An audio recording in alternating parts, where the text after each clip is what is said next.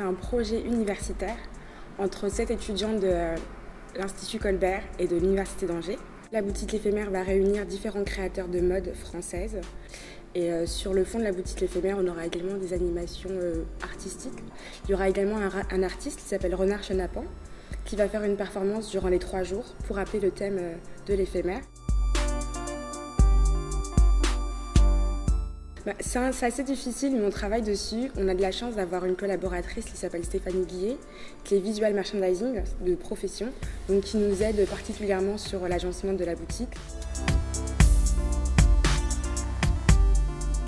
Moi, j'ai reçu un premier mail d'Annabelle, comme quoi ils avaient vu une vidéo que j'avais réalisée pour le service com de la ville de Cholet, pour la vie étudiante à Cholet, qui apparemment leur avait bien plu. Donc du coup, ils m'ont contacté par email pour savoir si j'étais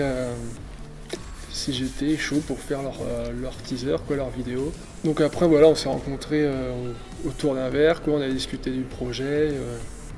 De nous attendre et de... Vraiment, l'intérêt c'était de travailler avec Corentin, quelqu'un de Cholet, comme j'ai dit. En gros, ils m'ont dit on te laisse carte blanche. Moi, dès le premier rendez-vous, il m'avait donné différentes infos, le but de leur projet, tout ça. Et donc moi, dans la tête, je me suis fait mon petit clip tout seul. Et ensuite, du coup, je leur ai proposé des idées. Et puis après, on a modelé tout ça.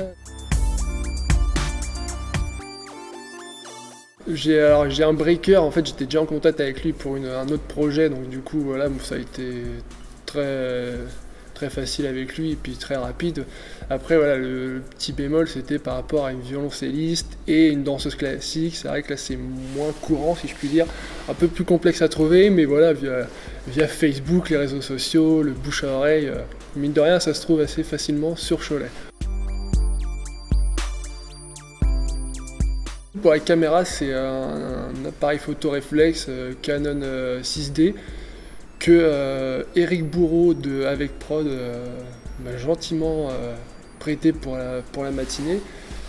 Et ainsi que la lumière, du coup on avait des mandarines pour l'éclairage. J'avais aussi du coup un rail de 1,50 m que j'avais déjà acheté depuis un petit moment pour faire justement les mouvements en travelling.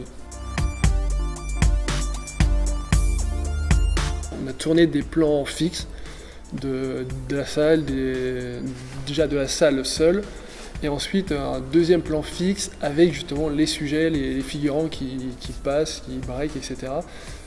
Et ensuite après c'est en montage, techniquement parlant, en gros je mets mes deux rushs les uns sur les autres, et puis je règle l'opacité du plan avec le figurant pour le faire apparaître et disparaître comme un fantôme en fondu. Ça c'est la question.